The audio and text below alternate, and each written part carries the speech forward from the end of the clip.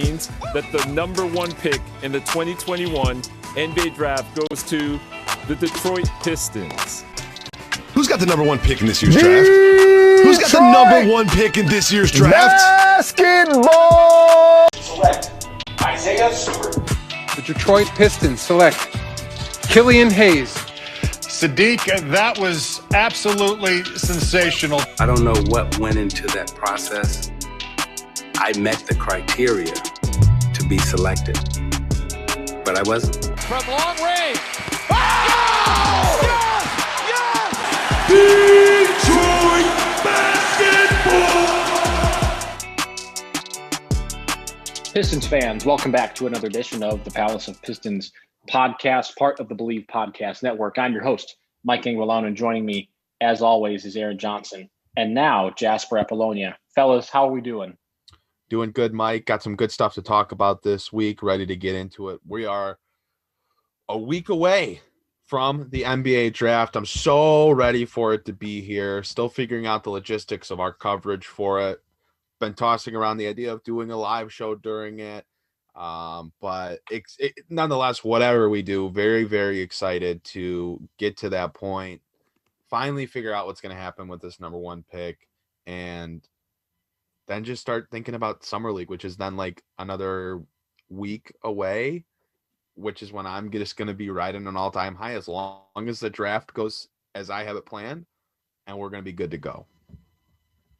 Oh man, I'm so excited for this draft in a week, and you know, I do live in Brooklyn, so I don't want to promise anything, but there might be a chance if we do something live for the draft that I will be calling in or perhaps recording a little something for Palace of Pistons.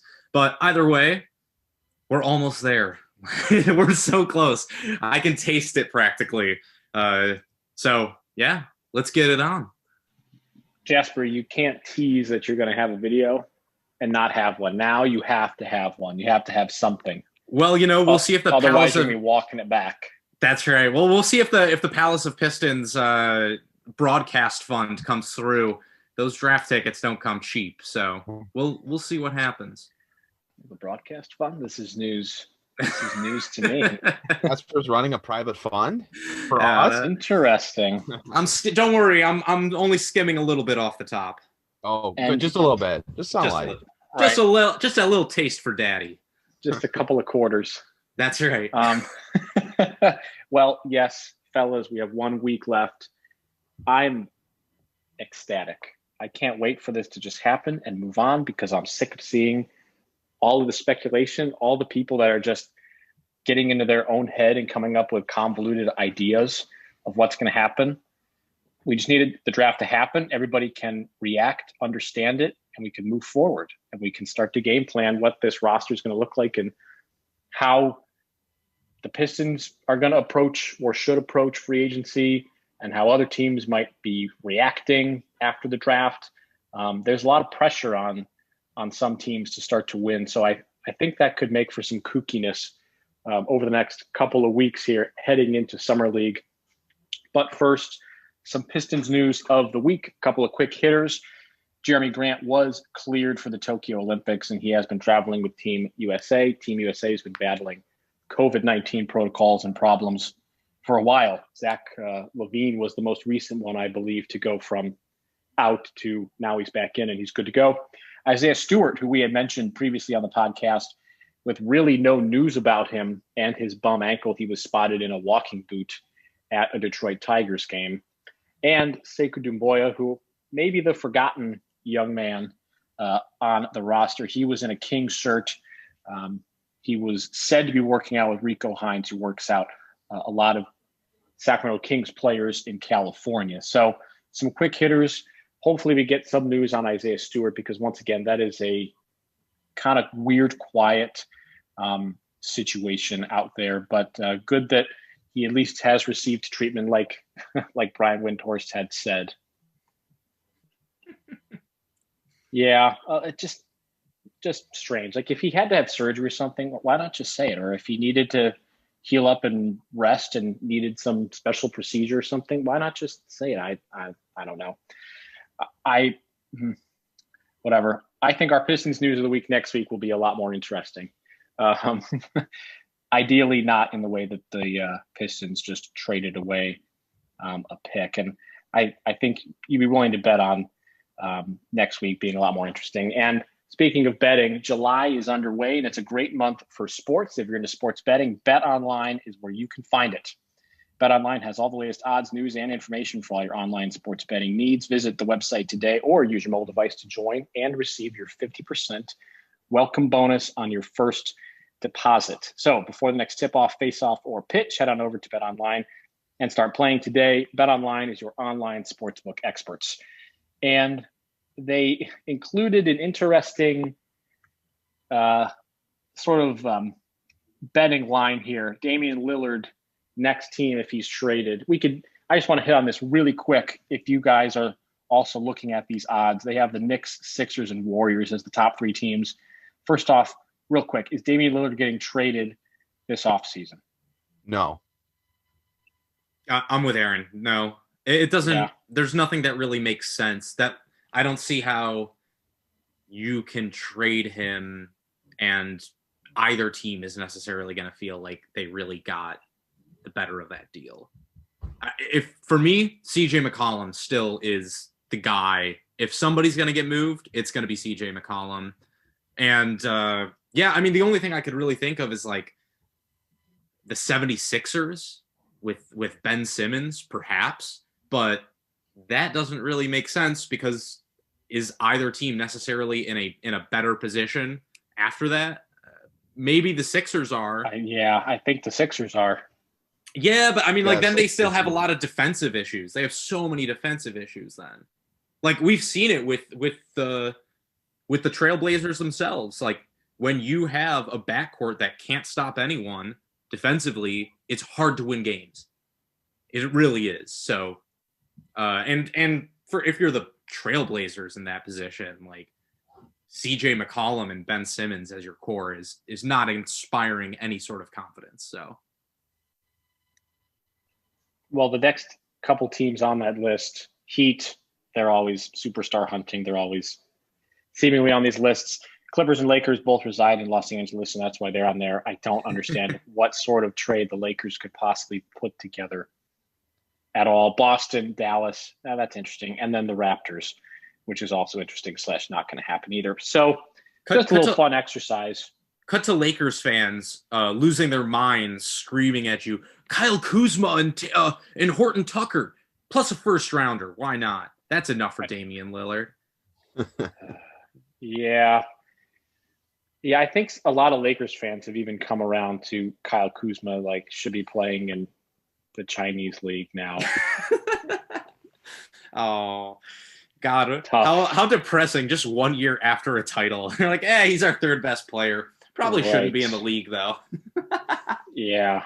There was something floating around about trading for Russell Westbrook and having a sign and trade with Dennis Schroeder.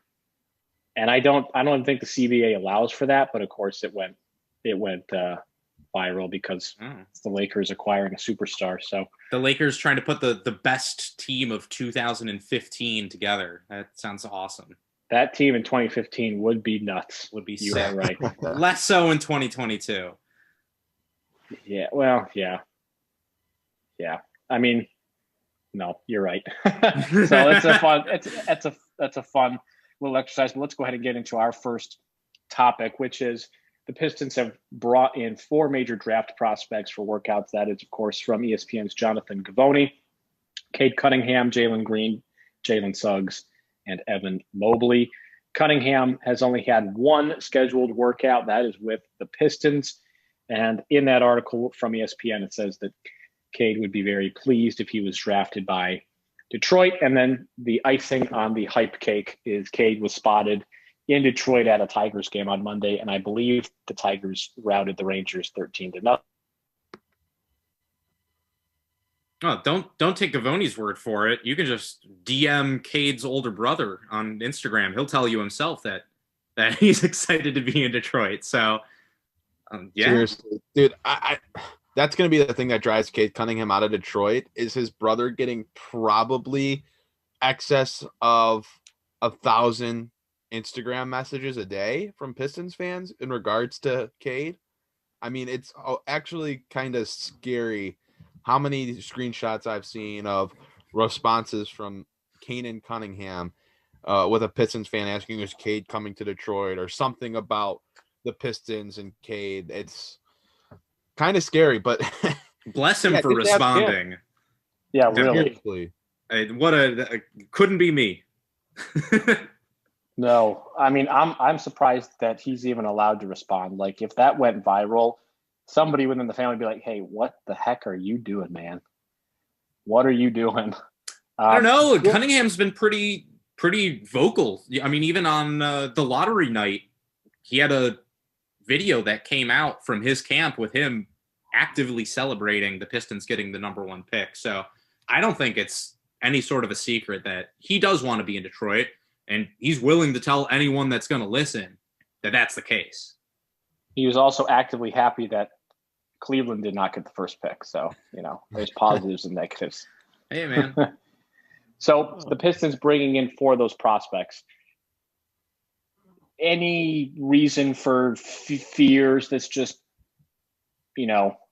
what the team does, doing their due diligence, so to speak? So I said this earlier this week, and I'm just going to bring it to this podcast because I said it on the Everything Pistons podcast that I was a guest on.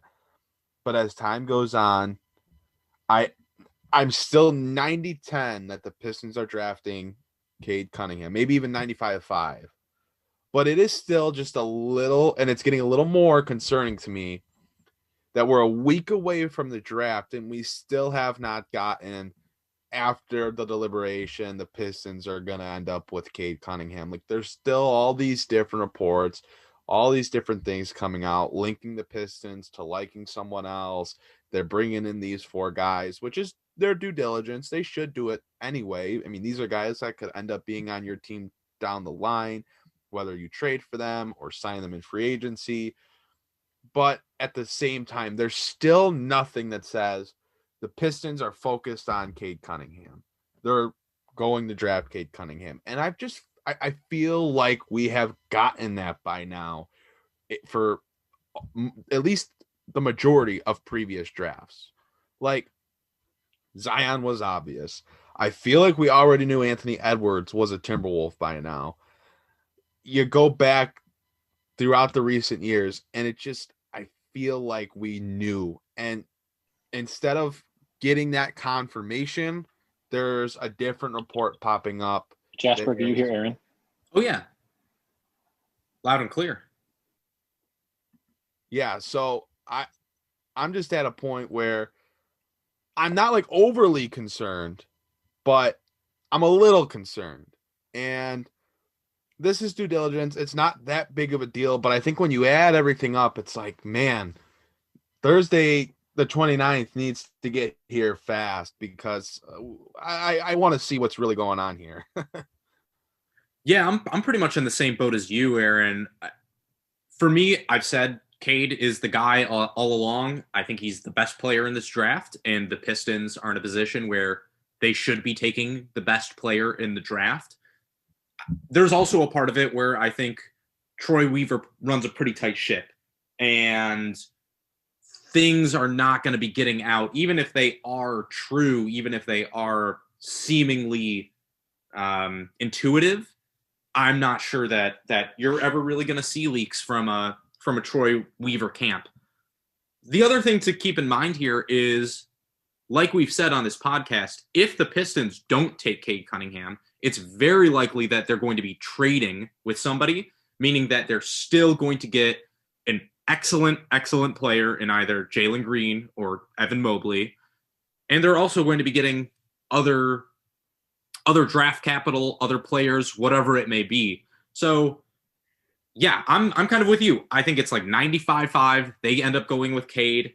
But if for some reason they don't, I'm not going to be thrilled, but I'm willing to trust Troy Weaver enough at this point in his ability to evaluate talent to where I'm going to roll with it. It's not going to be like an SVG taking Luke Kennard over Donovan Mitchell type deal where it was like, what are you doing?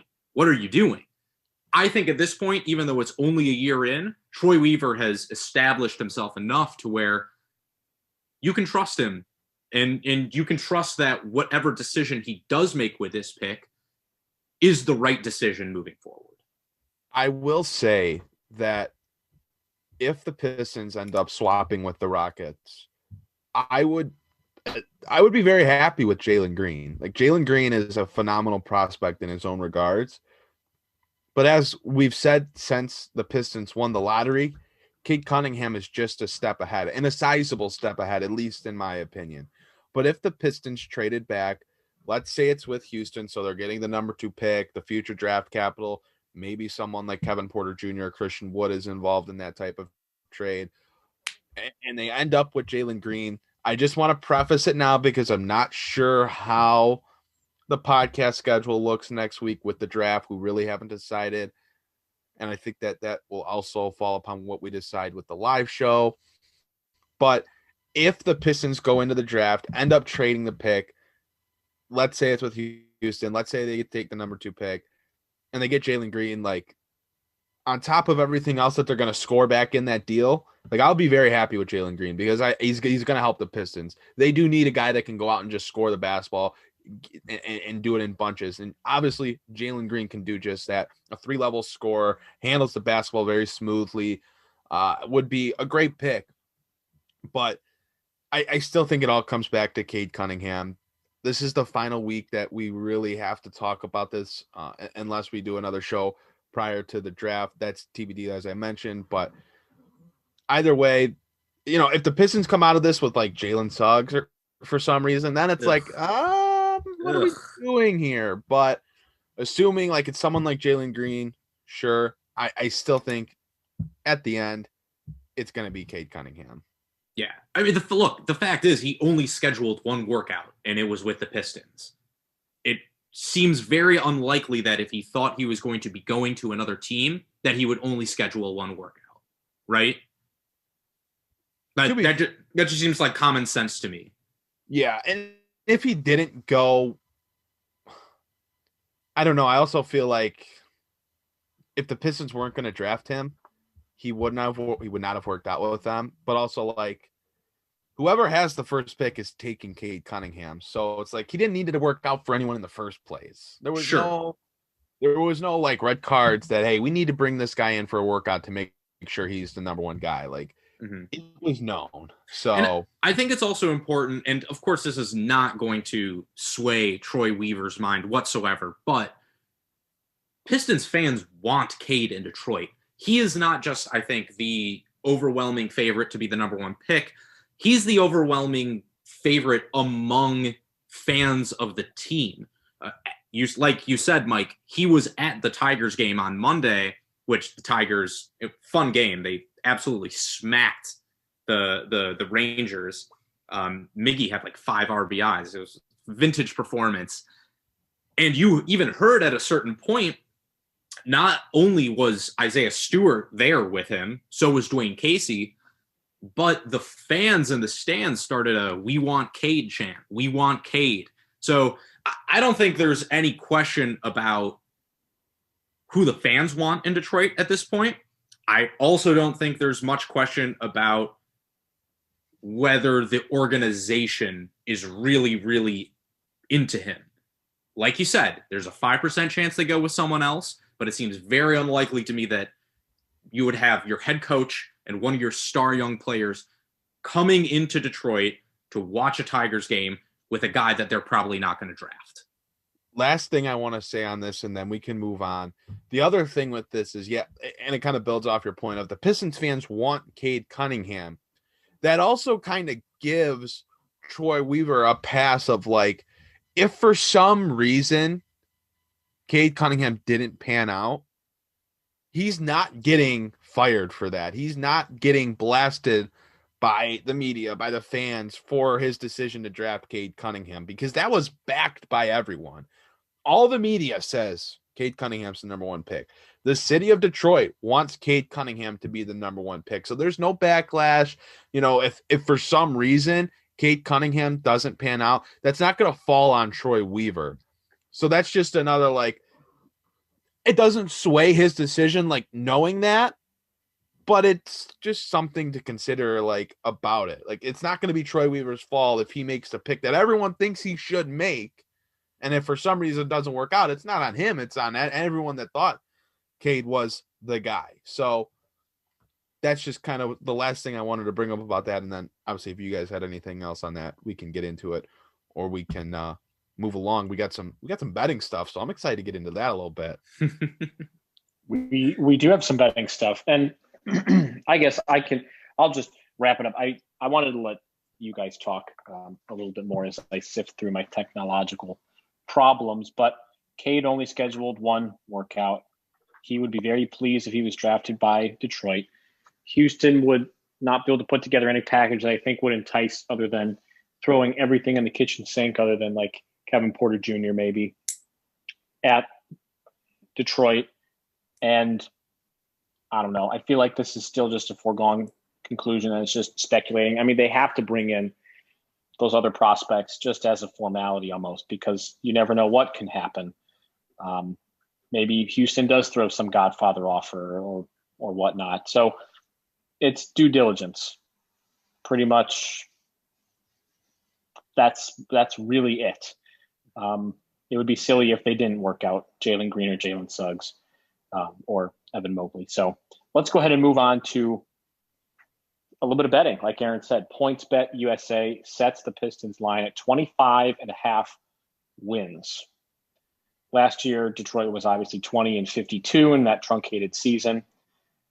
Guys, over under 25.5 wins for the Pistons next year. I'm taking the over. They were on They were on a better than 25 win pace last year before they basically shut down shop for the last 2 months of the season.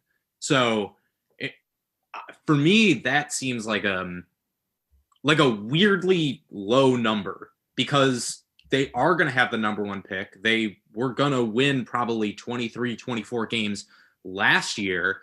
It seems difficult to believe that unless Jeremy Grant and a couple other players even go down, that they're not going to outperform last season's record.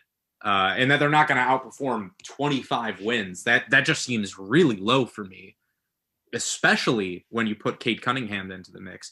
I would say even if they didn't get Cade, I would think next season they could win 26 games, just based on the fact that they'd have a whole season of Killian Hayes, Saddiq Bey, Isaiah Stewart growing a little bit more. So for me, I'm taking the over big time. It was kind of weird for me because they're tied with the Magic for the worst record in terms of betting odds in the East. And I look at those respective rosters and what they can have on their bench and on the floor going into next season. And I think the Magic are clearly in a worse position than the Pistons. So for me, it's a little strange. Obviously, they're not going to have a lot of money to work with in terms of free agency, just due to the reality of the Blake Griffin buyout. But even in that case, they don't need that much to get to 30 wins as far as I see it, especially when you put Cade Cunningham into the fold, who is by all means a pretty NBA ready player. Yeah, I'm definitely taking the over on this 25.5. The Pistons were 20-52 in 72 games last year. So going to be a better team. Cade Cunningham, I mean, Jasper's, you hit on everything really important there, but you add Cade Cunningham, you get an offseason of development for a lot of your core guys.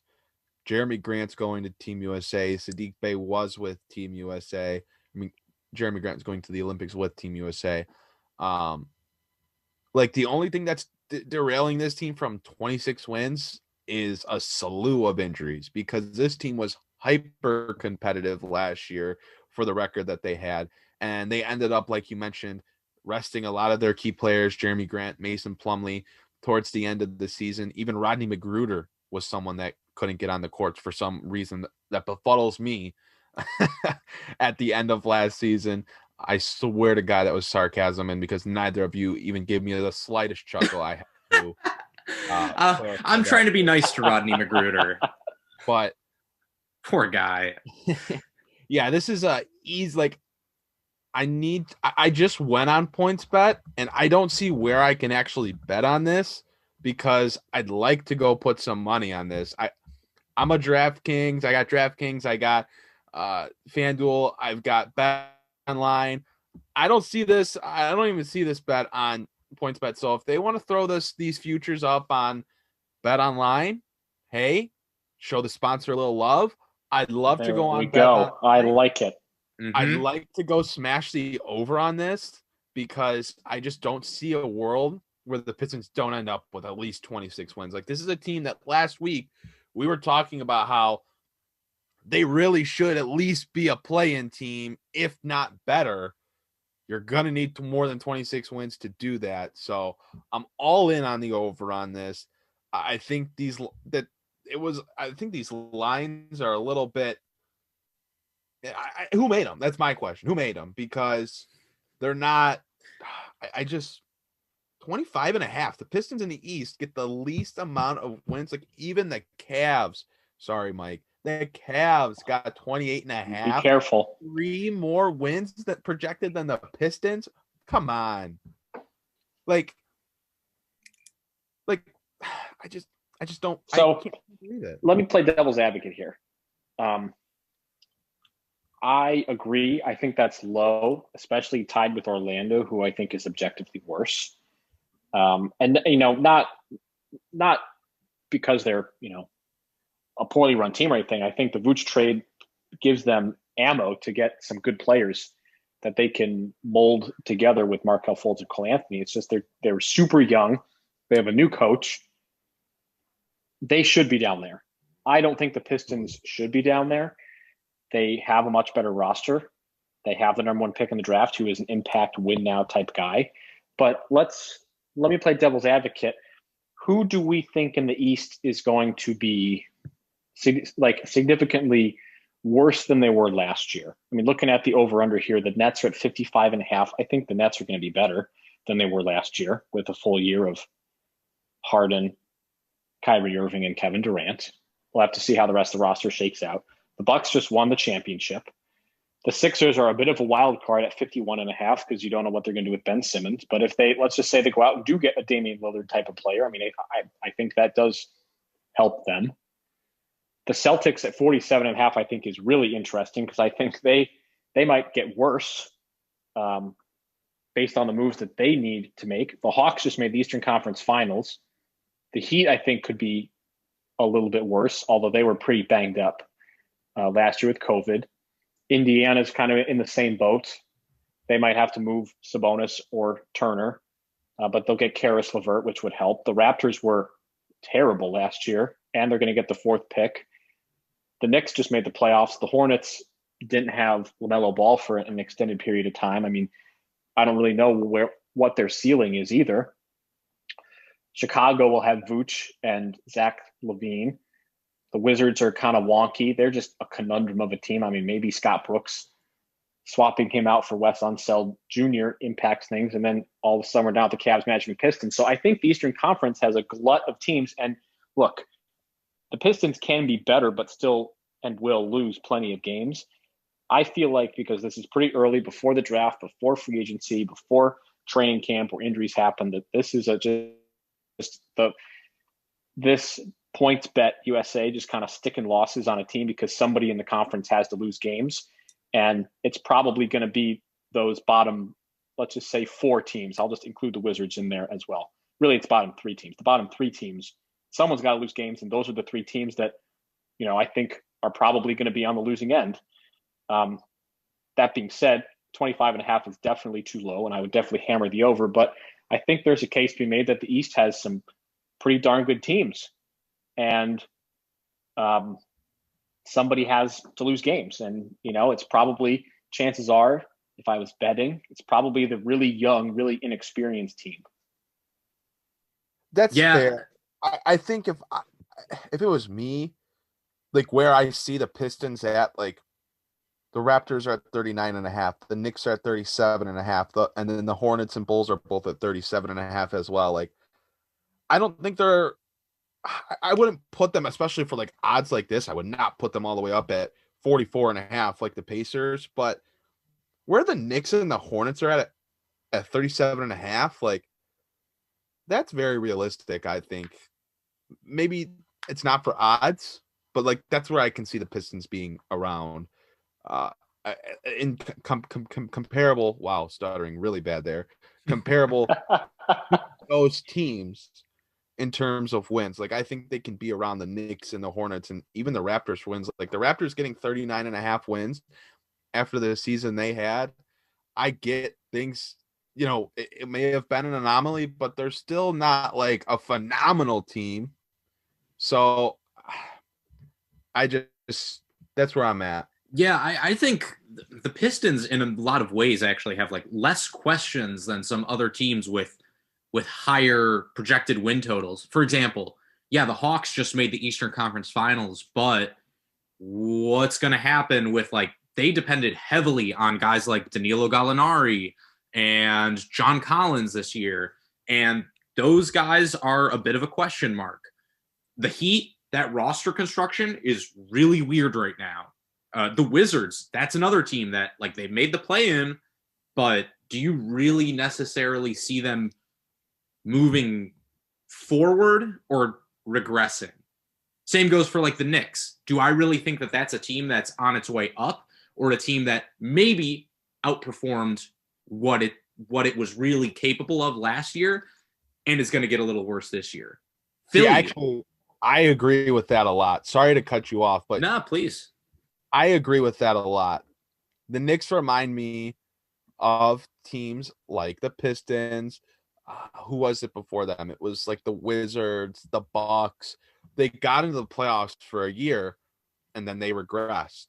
And I can very much see that happening for the Knicks, because I look at that roster, and yes, Julius Randle, phenomenal season. Give him his flowers. RJ Barrett, young up-and-coming player. He's going to get better. But outside of that, are they going to improve their roster? Because that's not a good enough roster to continue to win. Yeah, I mean, look, Aaron, that's a team that really relies on, like, Reggie Bullock. Really relies on him. They really relied on Derrick Rose, who's a free agent, by the way. Same goes for like Toronto. Toronto, what happens? Yeah, maybe they get Jalen Suggs, but maybe they also lose Kyle Lowry. Yeah, the Boston Celtics get back Jaylen Brown, but what is the rest of that roster going to look like? They just lost. They just traded away Kemba Walker. So I don't know. The way I look at this, that may have been a net positive. It very well could have, but at the same time, you're dealing with now more questions. New head coach in Boston. The Pistons have one thing that I really personally think goes a long way in any professional sports team, and that's continuity. Same head coach, same GM, largely the same roster. That goes a long way in terms of just picking up little wins here or there. When other teams are sliding, you're staying up. And that continuity and that youthful exuberance, that having another year of everyone being in the same system and really understanding what's going on, not just with the game plan, but also with each other, that pays off. And I think the Pistons are in a really good position where they just need to add a couple pieces. We saw it through so many games last year. They had to cut a lot of the fat at the beginning of the season, and then they became far more competitive, a little too competitive. So then at the end of the season, they had to rest a bunch of guys. I don't think that's necessarily going to happen this year. They don't really have fat to trim from the roster. They have most things set in stone here. It's unlikely that they're going to be trying to actively tank at the end of the season. So I look at all these factors, and for me, I think Detroit is in a really good position to improve while a lot of other teams have all these questions about their rosters and their coaches and their front offices. Are my stars happy? Are they getting worse?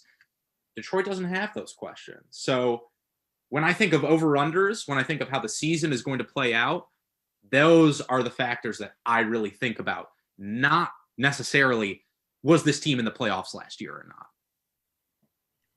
Yeah, and I think the Pistons could make they're very similar to the Knicks.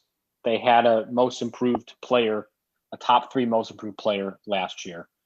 And they have put together good pieces, around that guy. And also he's the fulcrum for the offense.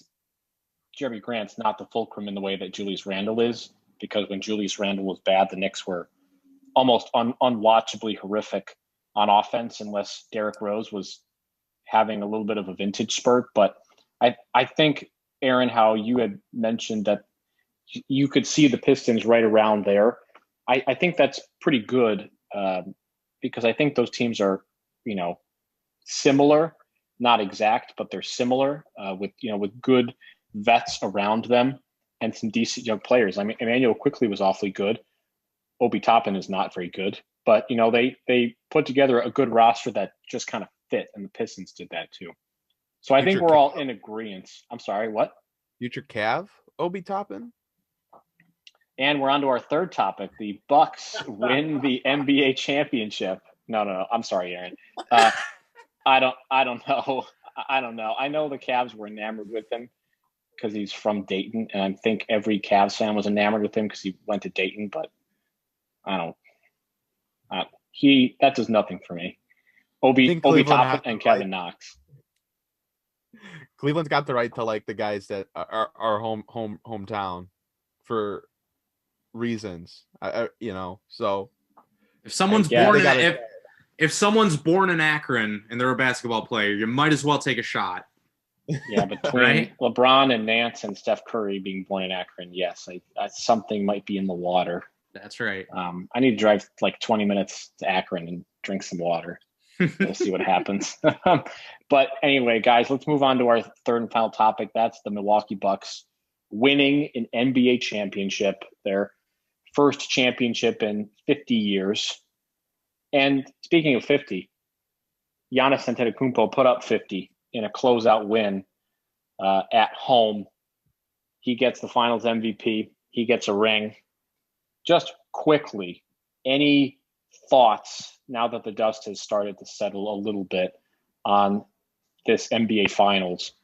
Any quick thoughts on the Bucks winning a championship and all the hoopla that we've gone through with Mike Budenholzer and, the Bogdanovich fiasco where the Bucks were fined for tampering essentially, and Giannis is supermax and not sure if he's going to sign it to the bubble, and how they were basically punted out by the Miami Heat. A lot has happened to this team in a relatively short amount of time, and they came back, and now they're champions. 2 weeks ago, Bud was getting fired. Now he's going to get a fat extension. And that just goes to show you, one, you can't overreact. Two, coaches, I don't know. It's crazy how reactionary we are as lovers of this sport, because we watch one game and we base our all opinions in that present time on what just happened in that one game. We don't look at things that happened in the past or what might happen in the future. We just look at that one game and we put these blinders on, and we watch the Bucks go down in the series against Atlanta, and it's fire Mike Budenholzer. This guy can't make adjustments. This guy is the reason why the Bucks are not going to get anywhere. He's got to go. And then what did the Bucks do? They came back. They routed the Hawks in that series. Giannis looked amazing. They made the necessary adjustments, and they advanced to the finals. They get to the finals. Phoenix goes up 2-0. Oh, Bud can't make any adjustments. It's the same thing as last time. He just got lucky. They got to fire him. He's lost 2 in a row. They're not going to win the championship. Giannis needs more. and then they go out and win 4 in a row. You don't think adjustments were made? Like, we're so reactionary to the present moment, and we didn't watch. Like, this is every year, teams that win the championship are good teams. They lose games. They go and have bad stretches. They fall behind in important moments. Like, these things happen. And while maybe the Bucks don't have a great track record, like maybe Mike Budenholzer doesn't have a great track record, but let's go back and remember the teams that Mike Budenholzer coached. Like, they were good teams.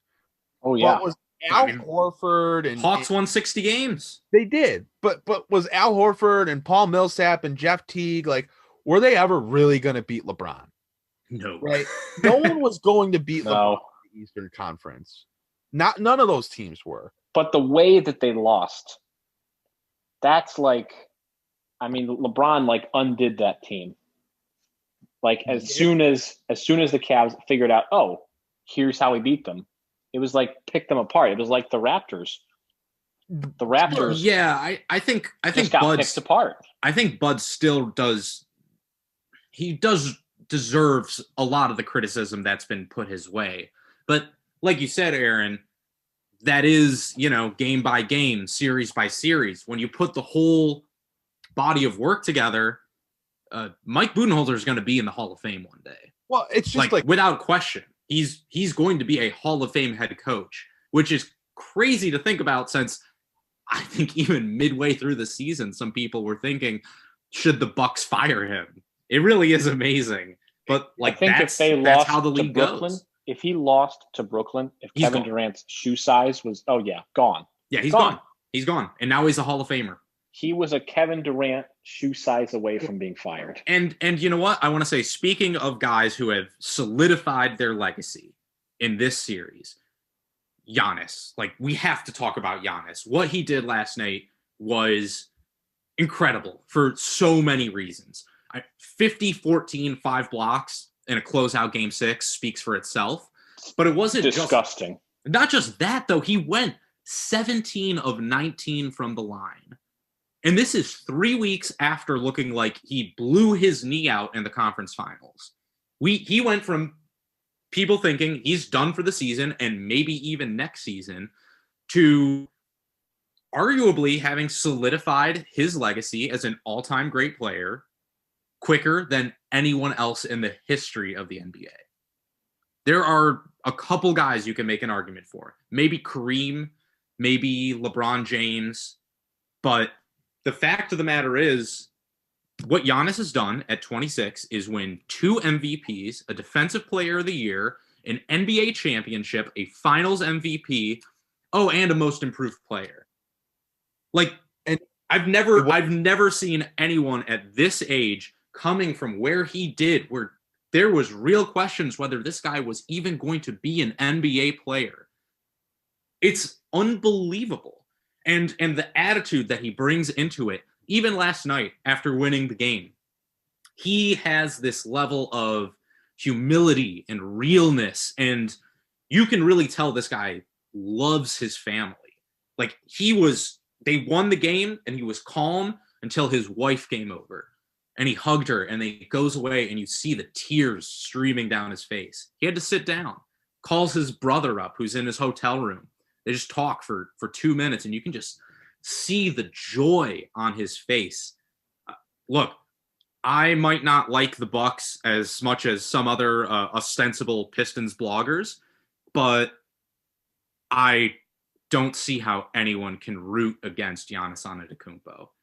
The guy is at the top of the world, and like, to have his attitude, to have his success, to go through the things he's gone through, not just in terms of his growing up, but in terms of his NBA career, it's amazing. It really is amazing. And I can't wait to see how we're going to look back on his career 10, 15 years from now. He's 26, and it wasn't too. Yeah, he's 26.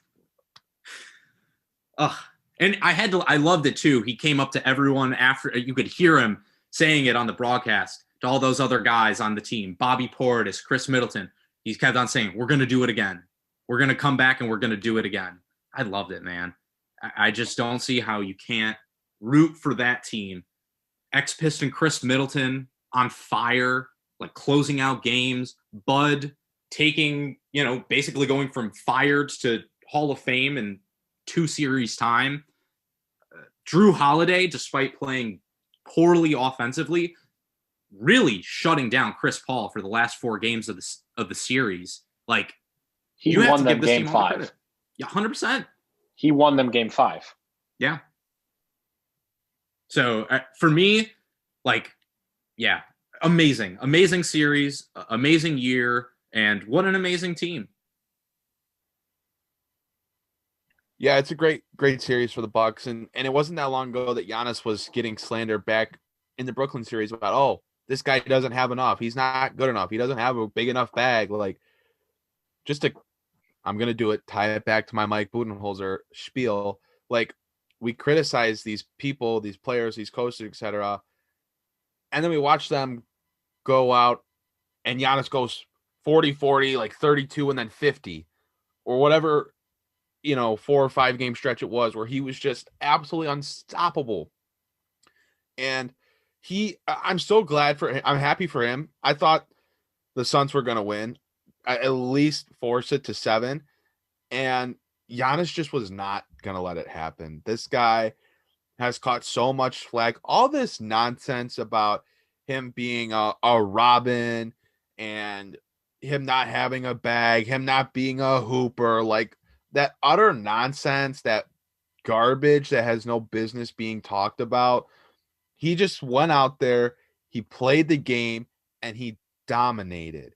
And I'm very happy for him because I am a fan of seeing a superstar with his team, not forming a super team, not leaving for the big market, but staying home and getting the job done. And that's what Giannis did. And I'm very happy for him in that regard. He played phenomenal. He shut up all the people spewing nonsense daily about him. And it was a great series. Great for him. Great for the Bucks. Congratulations. And the Pistons, they can take some lessons from this, I think. Yeah, guys, can the Pistons take anything from this series? Aaron, you seem to have some ideas already. Well, I think they can take lessons from both teams, and they're similarly linked because I think both teams are really built in the same style. Like, you can very much build through the draft and succeed. There's been a lot of talk over the years about, oh, you can draft all you want, but you're going to have to trade for a superstar. You're going to have to trade for the guy, and that's just not the case. Giannis was drafted. Devin Booker was drafted. DeAndre Ayton was drafted. These very good players, and Chris Middleton, I'm going to count him in that because he was a throw-in a trade. Like, he wasn't traded when he was an all-star, a high-level player. Like, he was very much just an afterthought prospect, essentially, in that Brandon Jennings trade years ago. Although, to be fair, the Bucks did insist on Middleton being a part of that deal. Originally, the Pistons did not want to trade him. So, I think you're right to say that, Aaron. Like, that speaks to the Bucks scouting process right there, right? Right. Like, it's homegrown, young guys. Doesn't have to be like, yes, the Suns went out and got Chris Paul, a good player, but he's not the superstar that he once was. The Bucks went out and got Drew Holiday, a good player, but not a superstar. And you can do that. Like, if you want to kind of compare to the Pistons, like Jeremy Grant could quote unquote be that same type of guy, like that good player, but not necessarily a superstar. And the Pistons can build that team, build a contending team through the draft. They're going to have an option to go get, maybe Cade Cunningham never turns into a player as high level as Giannis or as high level as Devin Booker, but they're going to have a chance to go out and draft that guy that could be their guy. And obviously that's Cade Cunningham, but they're going to have that opportunity. And then you look and see, well, what else do they have? They drafted Isaiah Stewart, Sadiq Bey, Killian Hayes. They're going to have more draft picks. They have someone like Sekou Naboya. Can they develop him? Can they develop some of these other guys like the Bucks have allowed, even though he was out this series and for the majority of the playoffs, like they have allowed Dante DiVincenzo to thrive. And like they've gotten production from other players. I mean, look at the Suns with DeAndre Ayton, a guy that did not have a great first couple of years in the league. And then he went out and ended up being a huge piece for them in every single playoff series. So you can very much build through the draft. You can very much rely on internal development. And yeah, some moves are going to have to be made. You're not going to get every single piece you need to win from the draft itself, but you can very much build your cornerstone around the draft. And with where the Pistons are at, how many young guys are on the roster, how many draft picks they have, they kind of need to follow that same path and don't need to buy into that idea of we need to go spend all our money trying to add a free agent or trade for a superstar on that wants to get out of the place that he's at, hoping that he'll re-sign like other teams have done and will continue to do. This is very much the path for them to follow in terms of building through the draft, taking years to develop their guys. The Bucks took their time with Giannis. The Suns took their time with Devin Booker and drafting these other pieces like Cameron Johnson, Mikal Bridges, obviously DeAndre Ayton, I already mentioned, but draft your guys, believe in your guys, develop them, and you don't have to make any rash decisions after a season of failure. Like the Suns were an atrocity. They were one of the worst teams in the league at year in and year out. And then, yes, they added Chris Paul, a good player, but then everything started to click for them, and you got to see Mikal Bridges have phenomenal moments. We talked about DeAndre Ayton having the season that he had. Your young guys, you give them that opportunity, and we saw how fun and how bright their future is. It's not for neither of these teams was it, all right, we won our championship. Now all these guys are going to be free agents. We can't afford them. They're going to want to go do a new super team. Like they're young. They're going to continue to get better. They've got futures in the league. They're not trending towards, they're not out of their peak. They're heading towards their peak, or they're in their peak. And the Pistons really should follow that path of building a roster, path of building a franchise. Yeah, I agree, Aaron. I agree with pretty much everything you said. I think it comes down to not listening to what people on the outside of your organization are saying, staying consistent. And that's what both of these teams have done. They've built through the draft, and even after their stars have come under scrutiny, have been criticized, they've stuck by them. They've developed them. They've kept along with them. Giannis said it last night. He and Chris Middleton have been on the same team for 8 years now. 8 years together. Or 7 years, something like that. Regardless, they've been together for the better part of a decade. Devin Booker was heavily criticized for Phoenix not being a winning team. But what did both of these organizations do? They kept their eyes on the prize. They stayed consistent. They didn't listen to outside criticism and fold the team, trade guys prematurely. What they did was they built around their stars. They built through the draft. Then, after they had a base there, they went out, got head coaches that they felt could take them over the top, went out, got veteran players that, were not superstars, but were there to solidify the rosters and fill a lot of the holes. And then they took that step. And I think that's absolutely a formula the Pistons should and currently are following. They're building a culture. They're staying consistent. They are building through the draft. They're doing their own thing. They're not caving to media scrutiny. So, I think there's a ton of lessons that the Pistons can take from this. And frankly, I think they already have a pretty good idea of the direction they're going. And it's a similar direction to both the Bucks and the Suns. Yeah, you can build a championship team, or at least a championship level team, organically. You can do it with the guys that you draft, the guys that you hire, and you don't have to stock up on a whole bunch of assets like the Thunder are doing.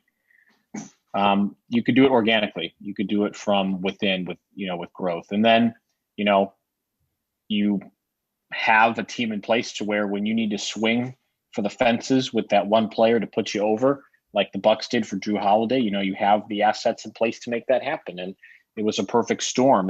And I don't like to entertain the argument of, well, the Bucks needed injuries all over the place. The Suns needed injuries all over the place to get to where they are. You play the team that's in front of you, and that's it. I mean, that's really the long and short of it. You play the team that's in front of you, and injuries are a part of the game. If you're a stacked team, up top, and your bench is weak, and you have an injury to one of those stars, that's the risk that you take. Do you think anybody, on the Warriors is saying, well, maybe that 2015 championship didn't count because there was no Kyrie Irving, there was no Kevin Love? No, I don't think that they're actually doing that. And they're, obviously doing that with Draymond Green being out for a game in 2016. And you play the team in front of you. 2017, and they got lucky. They got lucky with the CP3 injury in Houston. Try and find me one NBA championship team that did not get lucky, quote unquote, in some way or another on their way to the championship. Doesn't exist. Doesn't exist.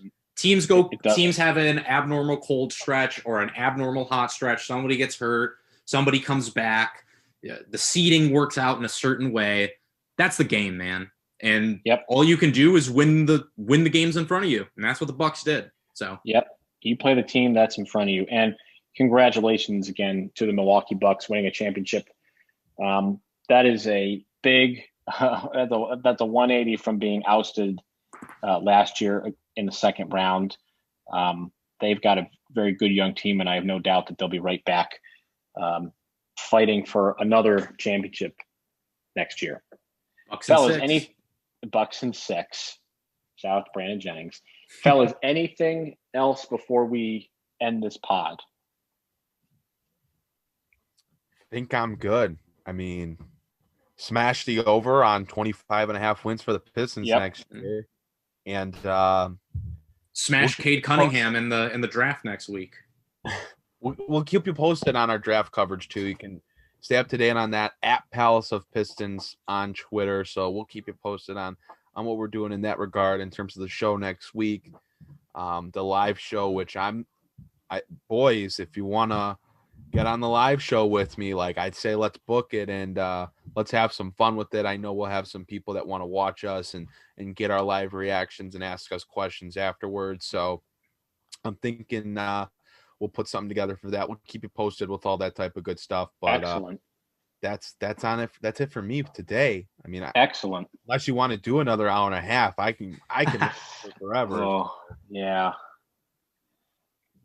We easily could.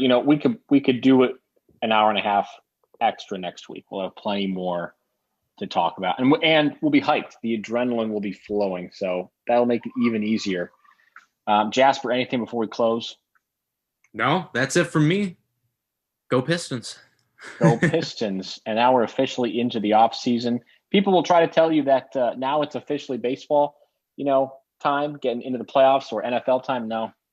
Nope. NBA free agency. That's where it's at, fellas. That is easily more exciting than preseason football. It's not even particularly close. Maybe I made some NFL fans angry, but the truth hurts. So yes, keep an eye out for all of our socials, as Aaron had said, at Palace of Pistons for a live broadcast that we might put together. I think it would be pretty fun. We are 1 week away from the NBA draft, so definitely a lot to take in, a lot to analyze, and we hope that you will hang out with us and listen to us and provide your feedback for us. This is a really exciting time hopefully getting Cade Cunningham in a Pistons uniform. I want to thank Bet Online as well, our sponsor, as always. And once again, Palace of Pistons podcast is part of the Believe Podcast Network. For Jasper Apollonia and Aaron Johnson, my name is Mike Anguilano. Thank you so much for joining us, and we'll see you later, Pistons fans.